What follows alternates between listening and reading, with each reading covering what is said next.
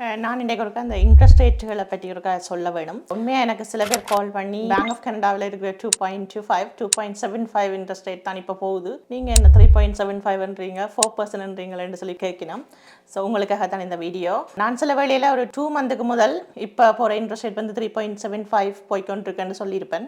அதே ரேட் இப்போ வராது. ஏனென்னா இப்போ கொஞ்சம் இன்ட்ரெஸ்ட் ரேட்டுகளில் சேஞ்சுகள் இருக்குது. எல்லா பேங்க்ஸுமே இன்ட்ரெஸ்ட் ரேட்டை கொஞ்சம் கூட்டி இருக்கு. ரெண்டாவது வந்து பேங்க் ஆஃப் கனடா ரேட்டும் உங்களுக்கு பேங்க் தார மோர்கேஜ் ரேட்டும் ஒரு நாளும் ஒன்றா இருக்காது. ஸோ பேங்க் ஆஃப் கனடாவில் இருக்கிற ரேட் அது என்னென்னா வந்து பேங்க் ஆஃப் கனடா பேங்க் கொடுக்குற ரேட் பாலிசி ரேட்னு சொல்லுவோம். நீங்கள் அதே ரேட்டை உங்களுக்கு பேங்க் தரமெண்ட் எக்ஸ்பெக்ட் பண்ணி கொண்டு வெளியில் கதைக்கிறீங்களா உங்களுக்கு நீங்கள் அப் டு டேட் இல்லாமல் இருக்கிறீங்களன்றது தான் அர்த்தம். சில வேளையில் நீங்கள் இன்னும் 2 மாதத்துக்கு பிறகு என்னென்ன சேஞ்ச் நடக்குதோ தெரிய கூடலாம் குறையலாம். நீங்கள் 4% சொன்னீங்க, இப்போ 4.2 தாரீங்களு கேட்க இயலாது. ஏனெண்டா பேங்க் வந்து எவ்ரிடே இன்ட்ரெஸ்ட் ரேட்டை வந்து மாற்றி கொண்டு தான் இருக்குது. ஸோ சில வேளையில் உங்களுக்கு நல்ல இன்கம் இருக்கும். நாங்கள் மோர்கேஜுக்கு அப்ளை பண்ணிக்கல உங்களோட இன்கம் ரேஷியோக்கள் எல்லாத்தையும் பார்த்து சில வேளையில் நீங்கள் மட்டுமட்டா இதுகளில் போனீங்கன்னா 3.99க்கு தரும்.